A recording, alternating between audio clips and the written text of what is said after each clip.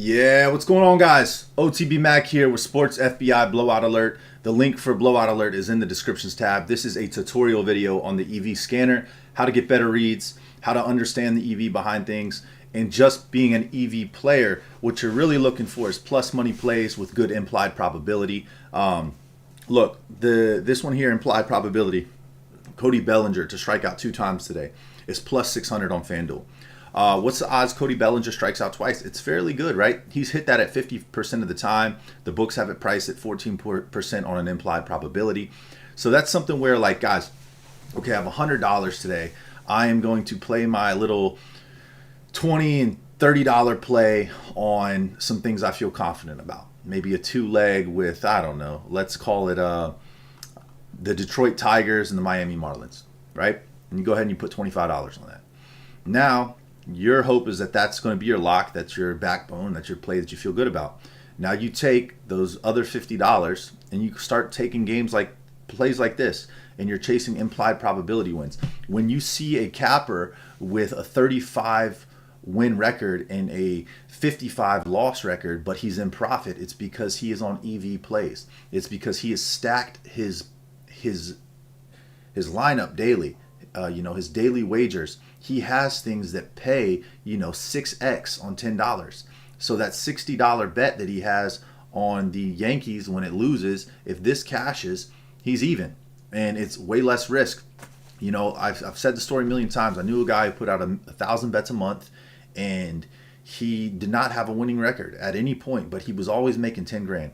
And it was because he targeted plays just like this. I'm not saying you go over here and you take Francisco Alvarez with a 7% implied probability for 3 strikeouts today at plus 1,100. But what you do is you look for a play like this, Oswald Pereza. It's yellow. It feels pretty good about it. It's got an over 55% hit rate, 25% implied, him to strike out twice a day. That's plus 300, right? A play that I saw that I really liked was down here, Paul Goldschmidt for 2 total bases at minus 131. That's okay. It's not plus money. The one that really jumped out at me, where's PCA at? I was looking for the PCA one. Pete Crow Armstrong. I saw it on here earlier. There it is. 80% hit rate, 53% implied probability for the books, and the line's already moved. It was plus 105 when I saw it. That plus 105 is exactly what you're looking for on an EV play. You're looking for something with an 80% hit rate, anything really that's green. You see a green line, you see, plus 50% here on the EV, 53.5 on the implied, plus 105, anything like that. That's a good look for an EV play, even straight and single. You go and you take 100 and you stack 10 of those plays, not as a parlay, but as single bets. And I guarantee you at the end of the week, even if you went 4 for 6, you probably have a little bit of profit off of that 100. That 100's now 120, 130, because what you're doing is you're finding plays that have good level of cashing. They're coin flip probabilities by the books, but they're not priced correctly. There's value there, right? You're looking for something that is a coin flip play, 50%, 53%, 60% edge, hitting at a nice rate. PCA has hit this line 80% of the time over 1.5 total bases over the last 10 games. 80% hit rate. Hit rate's not always relative to EV betting, but what it is it's telling you it should be a higher confident play. It's got a 53.3% implied probability just over a coin flip. Now, if you're betting red or black at the casino on roulette, that's a better edge right here, and it's paying you about the same. If you could have got it at plus 105, it's paying you more. But right now with the line changing at minus 114, they've juiced it over here. But yeah, that was a good look. And the ship does sail at times. You want to try to find stuff around plus money when it comes to EV betting. But that's how you use the EV scanner. I would say you look for the greens and you look for implied probability over 51%. That's the easiest way to do it, guys. And these aren't bring it home, slam your whole bankroll and rent money on it. When you EV bet, it's an accumulation of the month. You want to track your days. If you're placing 10 EV bets a day, you want to track, okay, I'm doing $10 a day on these EV bets, and at the end of the month, I want to know where I stack up, where I'm in profit at, and that's really the end of the day. That's how you would EV bet.